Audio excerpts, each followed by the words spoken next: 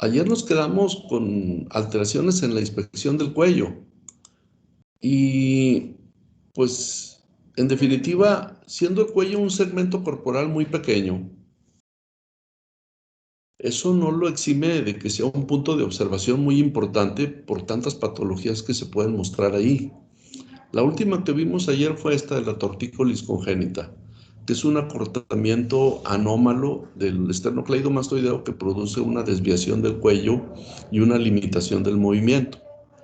La tortícolis congénita es definitiva, aunque se puede corregir por cirugía, elongando el esternocleidomastoideo. Sí es importante abordarla y descubrirla a tiempo, porque el paciente que tiene una tortícolis congénita va a acabar teniendo movimientos anormales de la cabeza en busca de acomodación, va a tener asimetría facial y pues tiene toda una serie de alteraciones funcionales derivadas de la posición anómala del cuello.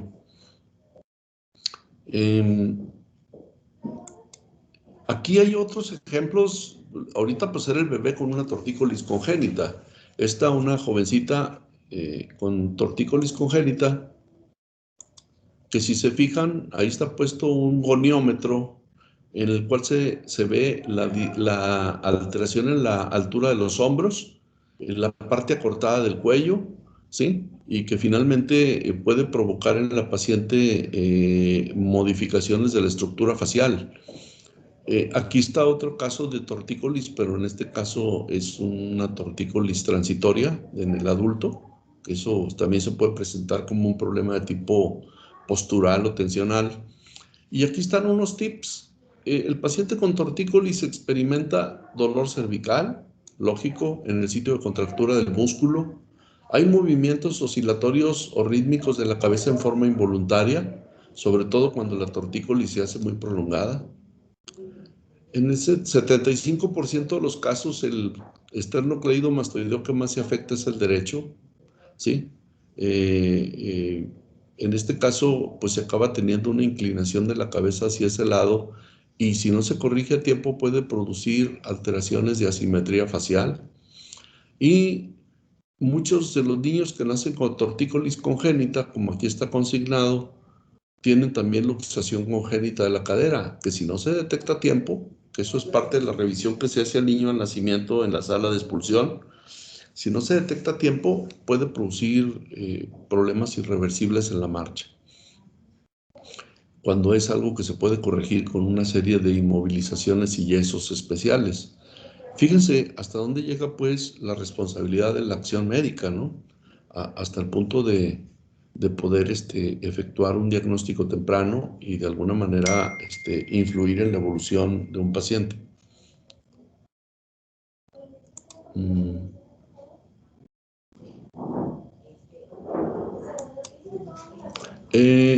También el cuello puede sufrir algunas alteraciones ya fuera de la tortícolis, que es solamente una modificación de la postura y la movilidad del cuello por acortamiento y espasmo muscular.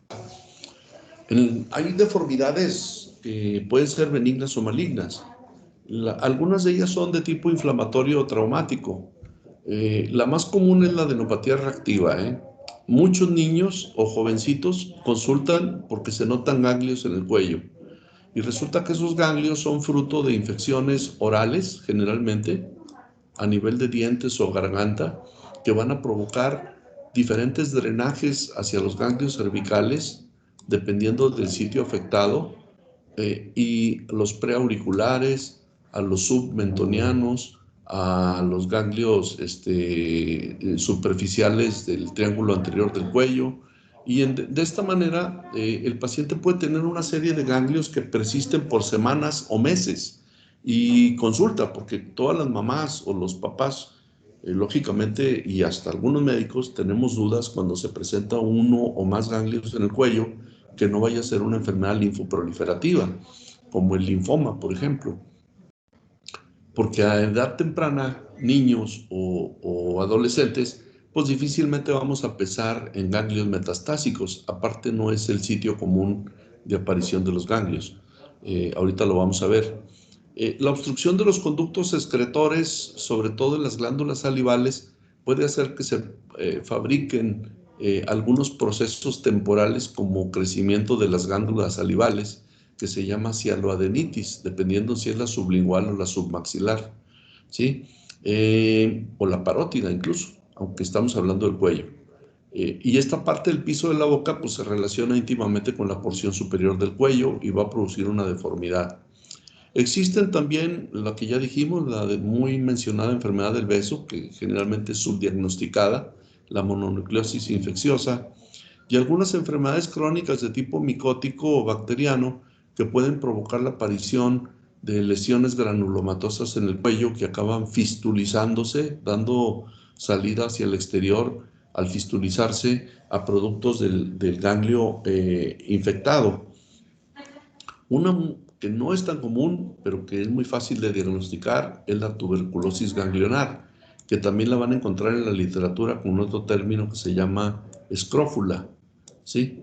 La tuberculosis ganglionar es una forma extrapulmonar de la tuberculosis y en la escrófula, pues lo que existe es la aparición de una masa cervical que va a producir en el paciente una tumoración visible. Y hablar de tumor no estamos hablando forzosamente de algo maligno. Tumoración es cualquier prominencia que se levanta en un área visible o palpable y pueden ser tumores benignos o malignos. La tuberculosis ganglionar escrófula, como este ejemplo que les estamos mostrando en la foto, se fistuliza y saca su producto hacia el exterior. Cuando el producto se desecha por la fístula, tiene un aspecto así como de leche coagulada o requesón, ¿sí? Y finalmente en eso no detectamos a la bacteria, a la micobacteria. Para poder diagnosticarla se necesita sacar un ganglio, hacerle cortes y practicarle la tinción de Zell-Nielsen, para que con ello nos demos cuenta de que existe el bacilo ácido alcohol resistente en los ganglios del cuello.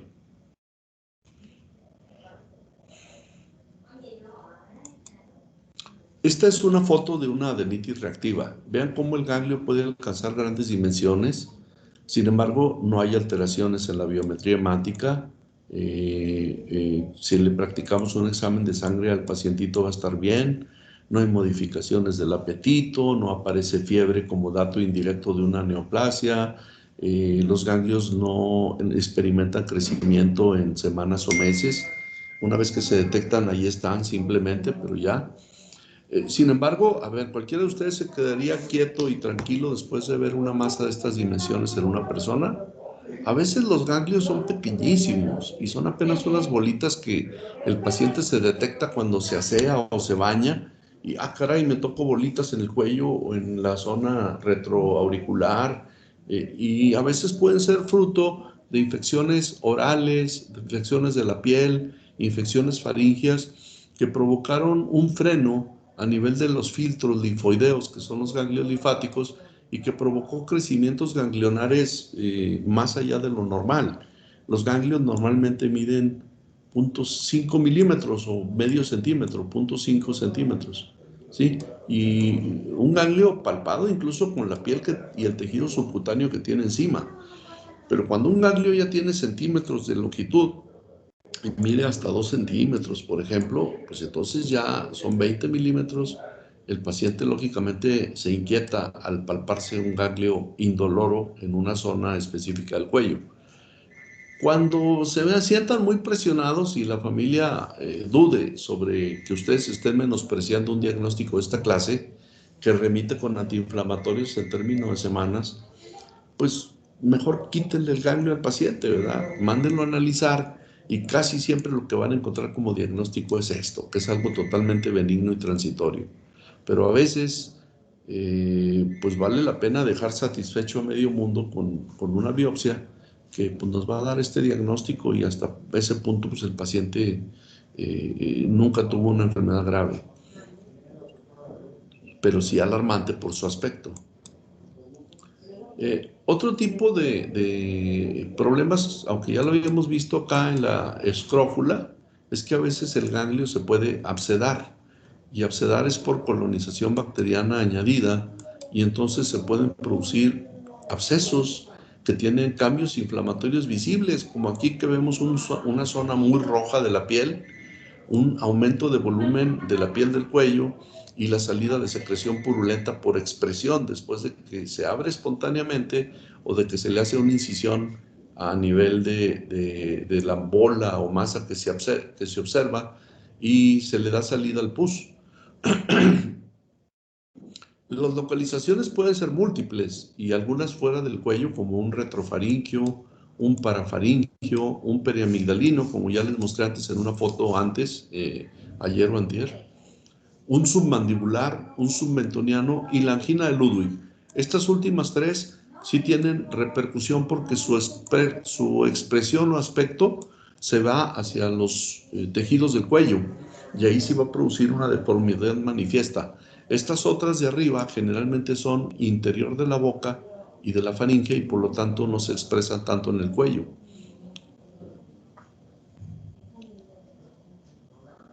Este es un aspecto de una angina de Ludwig.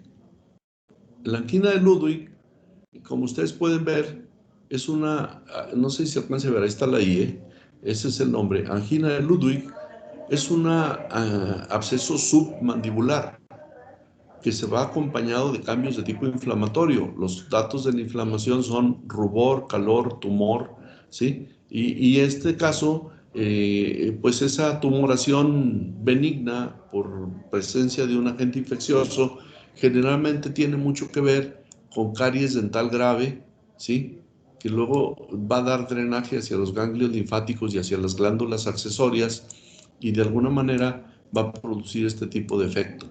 Esa angina de Ludwig está por debajo de las capas musculares del piso de la boca y por debajo de la piel.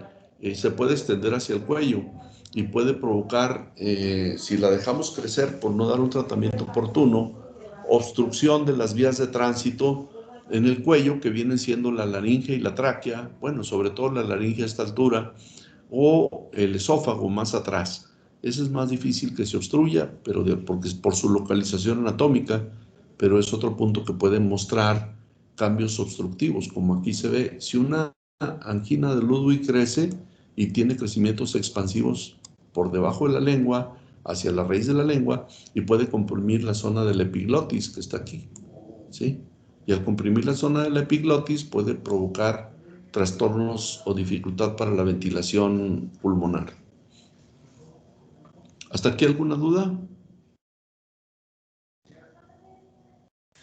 No, todavía. No, doctor. Bueno, hay masas, todas las masas que les mostré hasta ahorita son masas de aspecto granulomatoso y secundariamente infectadas de las glándulas salivales, de los ganglios del cuello, y de alguna manera no todas son infecciosas. A veces vemos masas que pueden ser neoplásicas, y acuérdense que neoplasia es cualquier crecimiento de algún segmento corporal que no forzosamente es maligno. Por ejemplo, hay crecimientos de las glándulas salivales, ¿sí? Que se llaman cialoadenitis, que pueden ser por obstrucción con cálculos en los conductos de excreción de la saliva hacia la cavidad bucal. Cialoadenitis. Ese es cuando estamos hablando de glándulas salivales. Existe una forma de tumoración creciente que está manifiesta en forma esquemática aquí, como un paraganglioma, que está peligroso por su ubicación a un lado de las carótidas, ¿sí? Y que de alguna manera puede ser riesgoso por compresión vascular. Ese es un paraganglioma.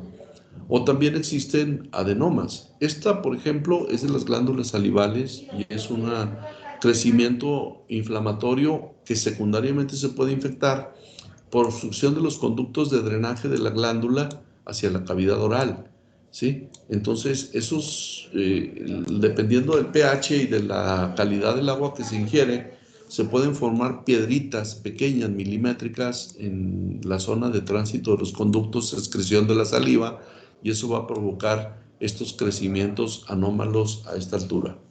Y pues a veces se tiene que intervenir extrayendo los cálculos y dando tratamiento antibiótico para evitar que se infecte las glándulas salivales.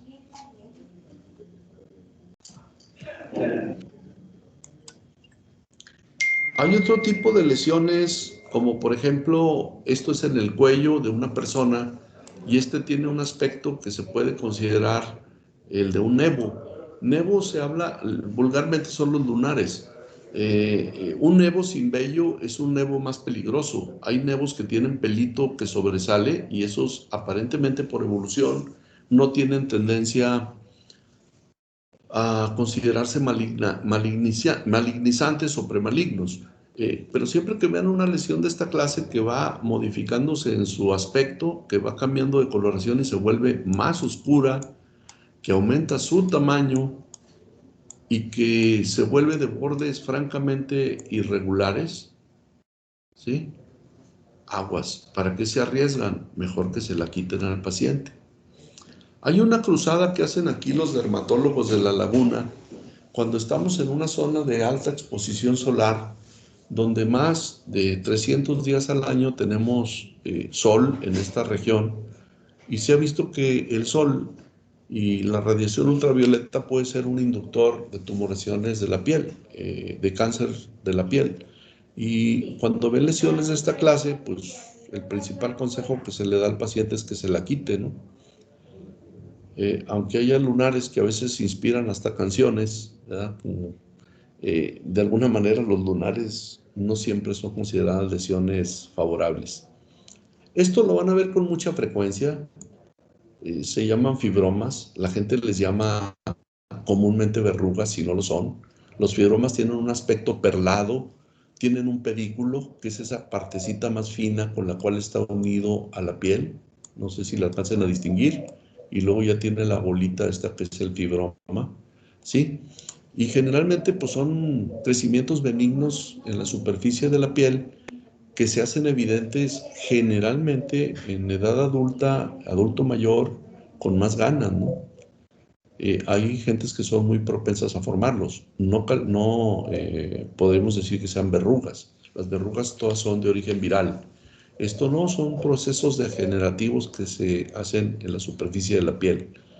Y pues muchas veces son extirpables con procedimientos locales como electrofulguración, lo cual lo hacen generalmente los dermatólogos y algunos cirujanos, o de plano infiltrando con aguja de insulina, que es milimétrica y muy fina, pues se hacen cortes con bisturí electrónico, ¿no? O eléctrico. Son fibromas. Y pues es el aspecto de una persona que ha sufrido un síndrome de emaciación o caquectizante. Se los dije hace días, cuando una persona tiene pérdida de peso con afección del estado general y alteraciones hematológicas como anemia, y es el caso de un paciente con VIH-Sida, ¿sí? Que tiene una lesión en la piel que viene siendo el sarcoma de Kaposi. ¿Sí? Este tipo de lesiones se pueden presentar en las extremidades, en el tronco, en el cuello, y si ustedes se fijan, aquí están en los huecos supraclaviculares o se encuentran en el cuello, ¿sí? Y pues son lesiones típicas del paciente con VIH-Sida. Asociación con, no es la única causa, pero es la que desde que se descubrió esta enfermedad a principios de la década de los 80, encontraron que tenía una amplísima relación con este tipo de enfermedad. Hay otro tipo de tumores que pueden producir crecimientos, pero los vamos a ver ahorita. Por ejemplo, los de la tiroides, que pueden ser benignos como el bocio o malignos cuando se trata de nódulos tiroideos. Los linfomas, que son crecimientos ganglionares por tejido linfoproliferativo y que sí siempre son malignos, ¿sí?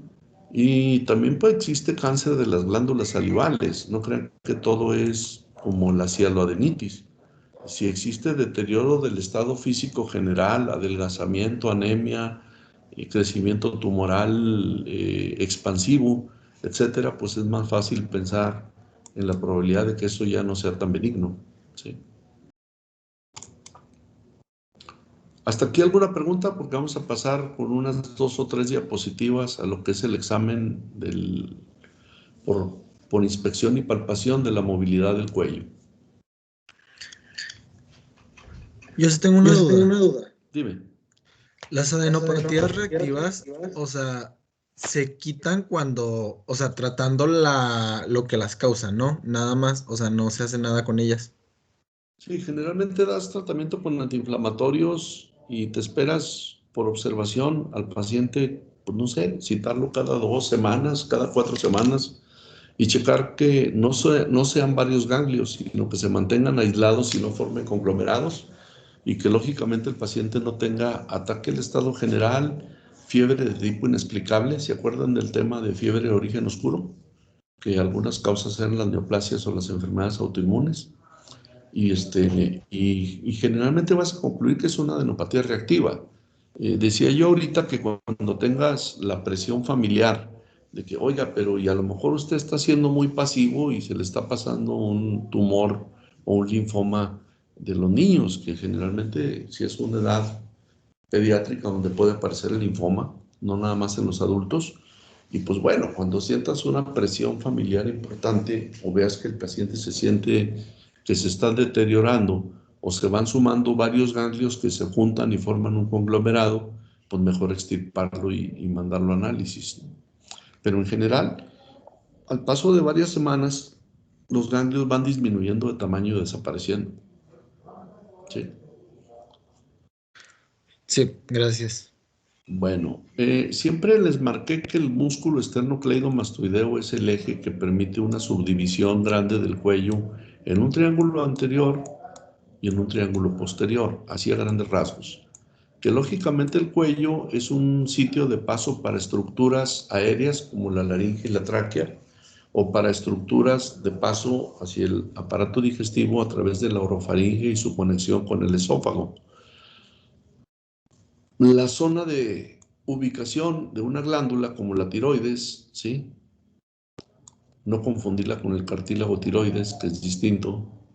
La zona de ubicación de ganglios, etcétera. Pero también es un sitio de movimiento activo, dado por el esqueleto móvil de la porción cervical. El cuello tiene amplios movimientos de desplazamiento lateral, de desplazamiento semicircunferencial y de desplazamiento anterior y posterior. Ahorita vamos a ver los ángulos que se consideran normales y de desplazamiento semicircular, ¿sí? Entonces, eso está dado por sus características anatómicas a través de la movilidad que existe en las vértebras cervicales, particularmente las dos primeras. Acuérdense del atlas y del axis, ¿verdad? El atlas que permite los movimientos de desplazamiento craneal por sus facetas articulares y el axis con su apófisis odontoides que permite el desplazamiento semicircunferencial del cuello. Eh, Lógicamente que el movimiento no es un hecho autónomo, es un hecho derivado del movimiento muscular que es voluntario, ¿sí? Y cuando no lo hace el paciente y nosotros lo movilizamos, pues es una movilidad pasiva. La movilidad que el paciente realiza sin auxilio es la movilidad activa.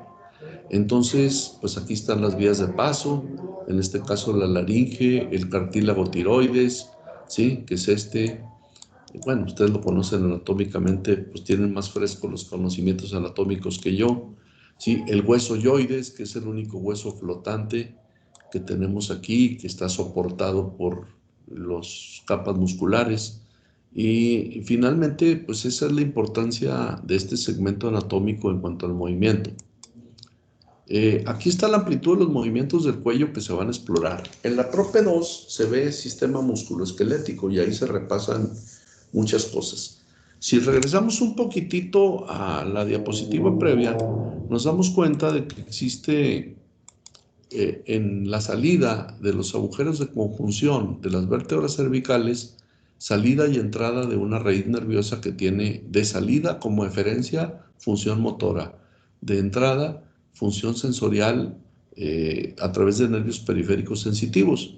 Entonces, a veces el cuello de los ancianos sufre fusiones anormales, no como las congénitas que les mostré en el síndrome de Hurley o gargolismo o en el de Klippelfeld, que también es una fusión congénita de las vértebras cervicales, sino artrosis de la columna cervical que va a limitar los movimientos, que va a comprimir las raíces nerviosas y que de alguna manera puede provocar alteraciones a distancia como parestesias o entumecimiento y torpeza para la movilidad de las extremidades superiores a través del daño en el plexo braquial. Aquí está lo que se explora en el cuello en cuanto al movimiento. Si se fijan, de desplazamiento anterior existe con respecto a una línea imaginaria preauricular vertical, hay un desplazamiento anterior que es de 45 grados, un desplazamiento posterior de la cabeza hacia atrás, todo a través del cuello, que normalmente es de 45 grados. Movimientos laterales del cuello, ¿sí? Que son de 40 grados hacia un lado u otro. Esto es lo normal, ¿sí? Este es hacia adelante o atrás o lateral. Y por último, los movimientos de tipo semicircular que tienen con respecto a un eje imaginario un desplazamiento de 70 grados, de aquí hasta acá, ¿sí? Que eso lo practicamos a veces solamente con los ojos en el examen visual que se llama, pregunto, Hábitos exterior. no, en el examen Campimetría. visual, la campimetría por confrontación, pero ahí nada más es por el movimiento de los ojos, pero cuando queremos que el paciente mueva el cráneo tiene una movilidad natural hacia un lado o el otro, pues casi de semicírculo con 70 grados, en forma total 140 grados. Sabemos que un semicírculo serían 180 grados, ¿verdad? Entonces, así es la movilidad normal del cuello. Esas dos diapositivas, pues las dejé solamente porque ahorita estamos viendo esa porción del cuello en cuanto a su función de movimiento activo o pasivo, y se va a repetir en la Prope 2. Digo, si están conmigo o si estoy yo aquí en este planeta o si están con otra persona, ahí está incluido el tema de músculo esquelético y yo le dedico varias diapositivas a cuello. Pero, por ejemplo, aquí pues es lo único que nos interesa saber de momento. Doctor, Sí. ¿el hecho de tronarse mucho el cuello afecta la amplitud de movimiento? Sí, porque cuando tú haces un movimiento forzado del cuello, pues lo que hace que se perciba como un chasquido o un tronidito es el desplazamiento o la tensión ligamentosa y el desplazamiento de las vértebras sobre sus carillas articulares. Entonces, cuando tú estás provocando un roce inapropiado de las carillas articulares, vas a generar una reacción de pérdida del cartílago y la formación de una artrosis, que eso en edad mayor, pues sí te va a provocar, por el hecho de hacerlo como una acción repetitiva, te va a provocar una fusión de las vértebras y una limitación del movimiento con posición viciosa de la cabeza. Tú ves muchos ancianitos que traen su cabecita ladeada acá, ¿verdad? O sea, y para un lado tienen el desplazado el cráneo, ¿sí? En lugar de estar en posición central. Cuando tú le quieres hacer movimientos a una persona mayor o a un anciano de desplazamiento del cuello, pues ya está limitado por debilidad muscular y por cambios artrósicos de la columna.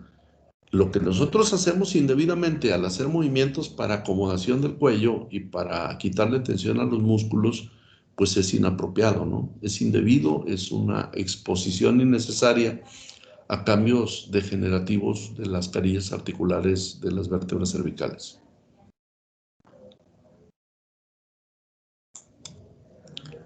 Bueno, los ganglios linfáticos hay muchas clasificaciones de la distribución en el cuello.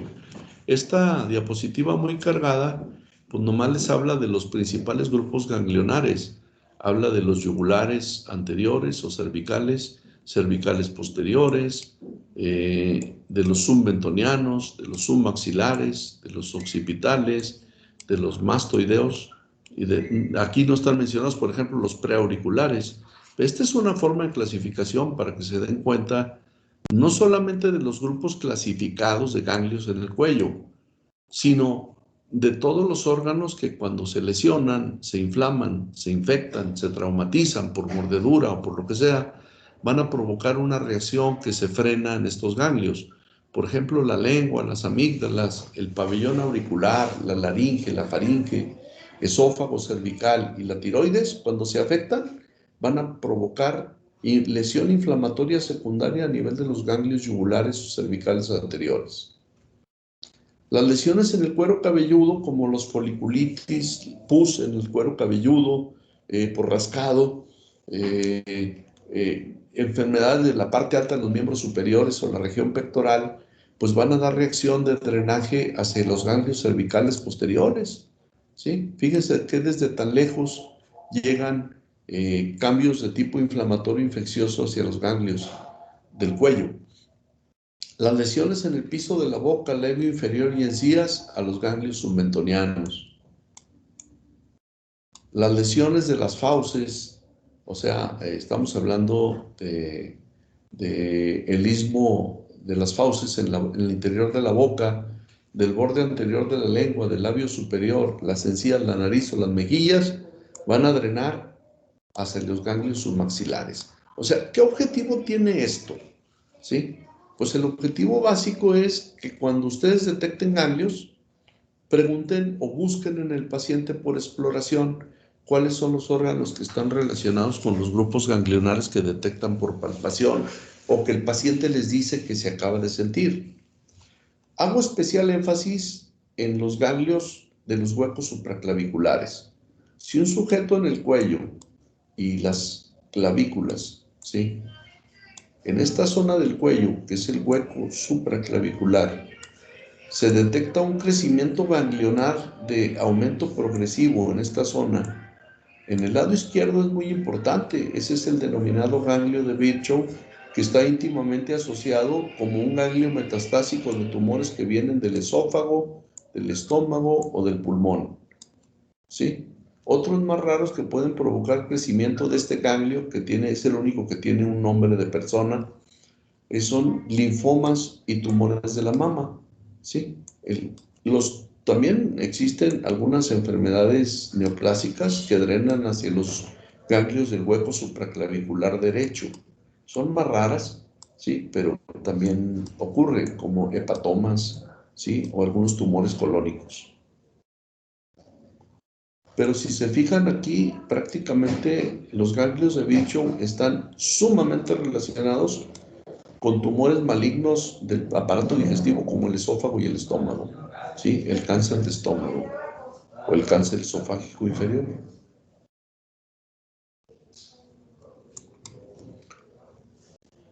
Aquí se darán cuenta que existe esta clasificación,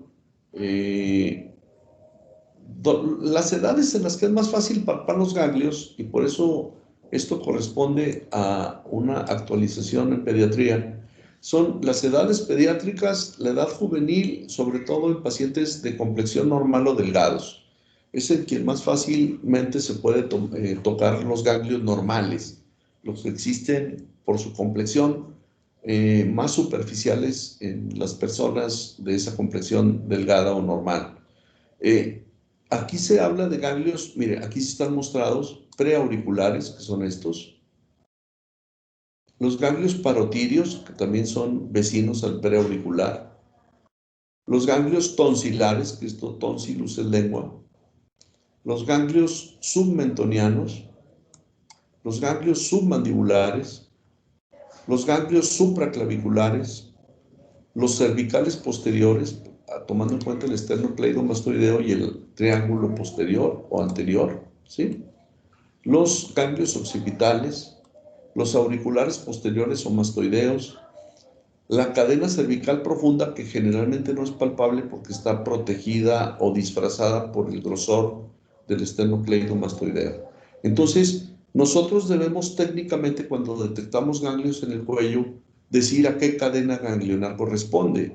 Y si nos regresamos a la diapositiva, lo cual no es malo traerlo en un teléfono de estos llamados inteligentes, pues sabemos que si yo detecto ganglios en determinadas zonas de las que les acabo de mostrar, pues va a estar íntimamente relacionado con ciertas zonas corporales específicas. Por eso la importancia de este cuadro.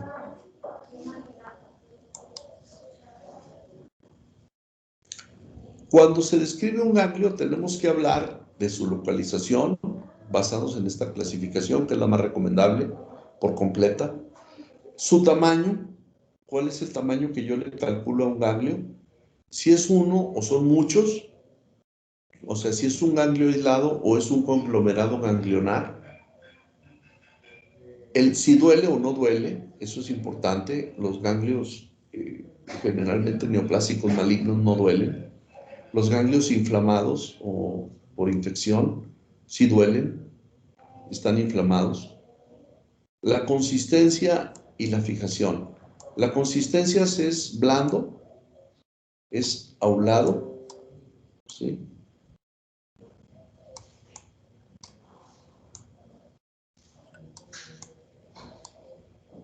Y ya aulado quiere decir que es más intensa la consistencia, ¿sí? Y por último, pétreo, que está durísimo como una piedrita, o varias piedras así en conglomerado, y ese ganglio pétreo, pues generalmente se asocia a procesos de tipo maligno, ¿sí? Pétreo, ¿sí? Entonces, esto es al describir la consistencia. ¿Qué quiere decir cuando hablamos de fijación? Los ganglios que son inflamatorios, que están por debajo de la piel, no están, son móviles y los podemos desplazar fácilmente cuando los tomamos entre el dedo índice y el pulgar. Los podemos mover con facilidad y al moverlos podemos ocasionar dolor, ¿sí? Pero cuando los ganglios se vuelven conglomerados y se vuelven fijos a planos profundos, eso tiene mucho que ver con procesos de tipo neoplásico maligno, ¿sí? La fijación a planos profundos y la tendencia a juntarse para producir una masa de bordes irregulares y de superficie boluda, ¿no? Así, eso pues habla de una característica de riesgo alto de malignización.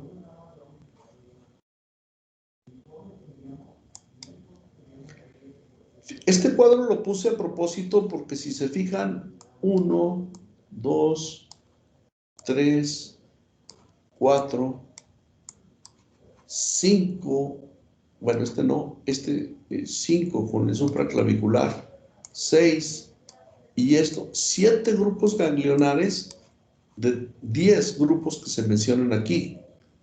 Estos ya son distantes, ¿sí? ¿Qué les quiero decir con esto? La importancia de la ubicación de ganglios en el cuello. Hay algunos autores que dicen que el 90% de los ganglios del cuerpo están alojados en el cuello. A mí el porcentaje me parece exagerado, porque también hay ganglios axilares, hay ganglios periaórticos, hay ganglios inguinales, y hay ganglios a lo largo de las extremidades, como las epitrocleares o los ganglios a lo largo de los miembros pélvicos. Sin embargo, pues si se fijan, el número de ganglios que se ubican en la zona del cuello, pues los hace muy numerosos, ¿sí? De ahí la importancia del cuello como una zona de exploración ganglionar, incluso como una zona de acceso para la obtención de ganglios y mandarlos a análisis para la detección temprana de enfermedades que ya se salieron de sus límites y se volvieron metastásicas. A ver si se reproduce el video. Es un repaso de la técnica de exploración de los ganglios. ¿Se está cargando?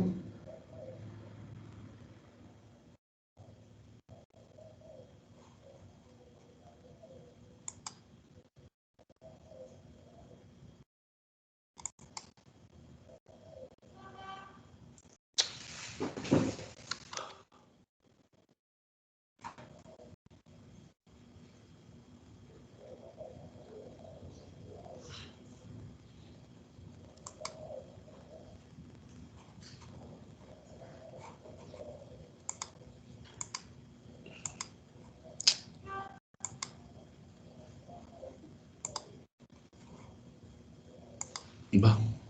Hace rato lo probé y sí me daba la reproducción.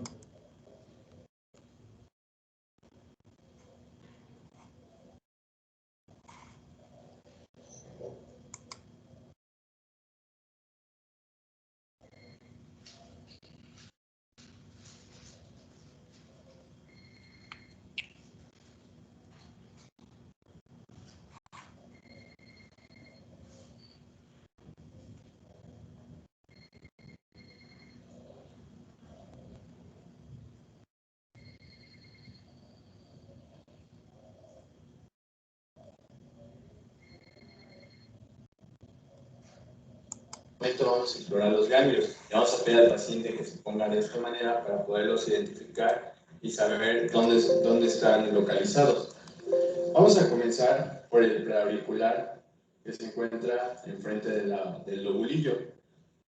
Después viene el ganglio auricular posterior que se encuentra detrás del lobulillo y el ganglio occipital que va a estar en la región. Vamos a pasar hacia la boca, hacia la mandíbula.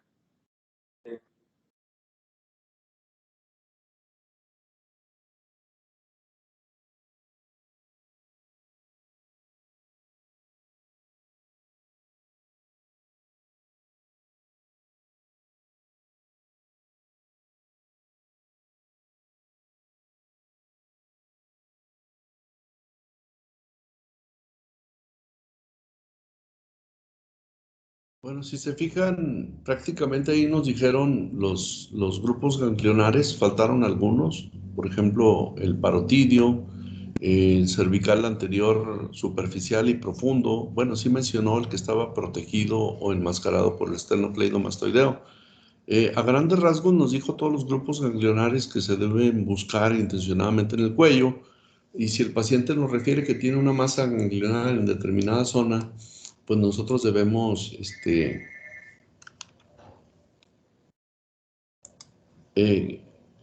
confirmar que existe en la zona que el paciente no lo describe. Y le faltó decir a la persona aquí que se pide al paciente que si puede hacer movimientos voluntarios, cuando se vaya a explorar la mitad derecha o la mitad izquierda, pues por ejemplo que el paciente voltee o extienda el cuello en una leve rotación lateral para que esta parte se vuelva más extendida y más fácil de explorar, ¿sí? O sea, que voltee su cara un poquito hacia acá, ¿sí? Por rotación de la cara. Entonces, lógicamente que el paciente, al extender el cuello, nos permite exteriorizar o hacer más superficiales a los ganglios.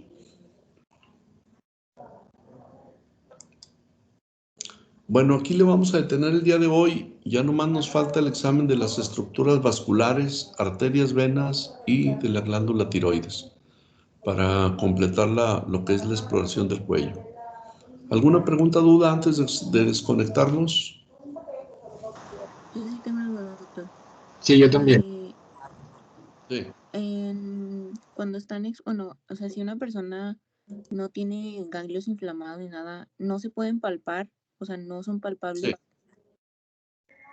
No, de hecho no son palpables y de alguna manera yo te decía que hay muchos factores que los pueden hacer no palpables, como por ejemplo la cantidad de tejido subcutáneo. Acuérdate que hay cuellos gruesos y gorditos, ¿verdad? Hay cuellos, por eso dije que era muchísimo más fácil palparlos en edad pediátrica y en personas jóvenes de complexión normal o delgada.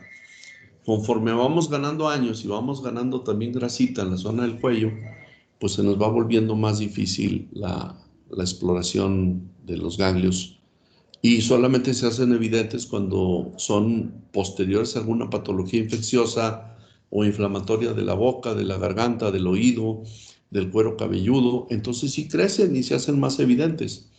O cuando son procesos lamentablemente malignos, ¿no? Como en el linfoma o como en ganglios metastásicos de lesiones producidas a distancia, como los supraclaviculares en el caso de enfermedades neoplásicas del aparato digestivo. Ahí sí, pues ya los vas a palpar, pero pues, lamentablemente el hecho de que existan metástasis quiere decir que un tumor maligno fue detectado tardíamente y que ya dio diseminación tumoral a distancia. Entonces, bueno, lo correcto sería que cuando hagamos la exploración no sentir nada en las zonas. Lo que estamos buscando es no sentir nada. Así, excepto que el paciente te diga, a ver, yo le vengo a consultar a usted, doctora, porque tengo las encías inflamadas, porque tengo mal aliento, porque traigo, al lavarme los dientes me sale pus y escupo sangre. Bueno, ya le revisas la boca y obviamente que si ahí te vas a buscarle ganglios de drenaje de la zona del maxilar inferior o del maxilar superior, pues te vas a ir a zonas específicas preauriculares, occipitales, submentonianas, dependiendo del sitio afectado, ¿verdad? Ahí sí es muy lógico que los encuentres. Ok, gracias. ¿Otra pregunta, bien? Sí, doctor. Nada más para confirmar, la cialodenitis era nada más por obstrucción de la glándula, ¿verdad? Salival. La glándula se inflama porque no tiene drenaje y al no drenar, pues lógicamente que crece de tamaño y se vuelve dolorosa, ¿sí? Eso es a veces muy común y pobremente diagnosticado. O sea, la gente no se da cuenta que tiene un problema de esa clase y a veces el médico tampoco. O sea, o no sabe a qué corresponde. Hay estudios que a la vez sirven como confirmación del diagnóstico y que también te sirven para destapar la glándula, el conducto de la glándula, se llaman cialografías. Con mucha experiencia, sabiendo la localización anatómica del punto de salida del conducto que le da salida a la glándula salival hacia la cavidad oral, se localiza el punto, el punto de salida del conducto, se canula con un catéter que es milimétrico y se le inyecta primero agua y luego medio de contraste. Y a veces el solo hecho de inyectar la agüita destapa el conducto y se vienen fragmentos de piedritas blandas que se estuvieron formando por el tiempo ahí. Sí.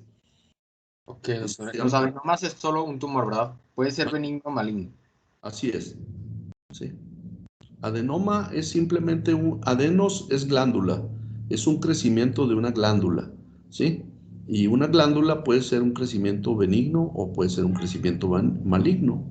Por ejemplo, hay adenomas hipoficiarios, pues son benignos, pero producen un montón de alteraciones, alteraciones visuales, efecto de masa en el interior del cráneo, aunque sean benignos, producen un montón de cambios malos, ¿sí?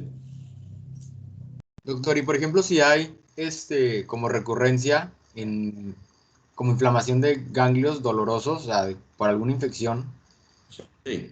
sí, o sea, ya sería ir con un doctor a ver qué tiene esa persona o por qué tiene múltiples. Lógicamente que tienes que buscar cuál es el punto de origen de acuerdo al sitio de drenaje de los ganglios. Las causas más comunes son procesos de infecciones recurrentes de las vías respiratorias altas, nariz o faringe, amigdalitis, caries dental, gingivitis. Esas son las causas con mucho las más comunes por las que puede haber luego crecimientos ganglionares, particularmente en niños o jóvenes, ¿no? Y en personas adultas, pues, la gingivitis, la piorrea, que es la enfermedad infecciosa de las encías y los dientes, que produce pues, pésimo aliento y lógicamente pus en la implantación dental en la encía. ¿Sí? Sí, doctor, gracias. Muy bien.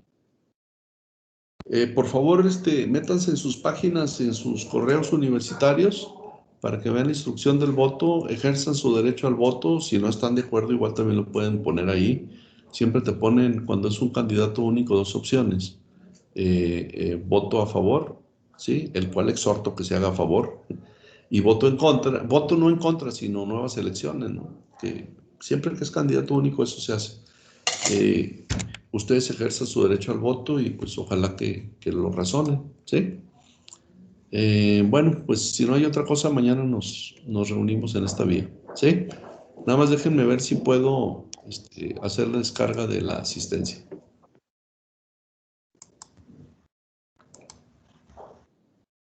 Doctor, yo tenía otra duda.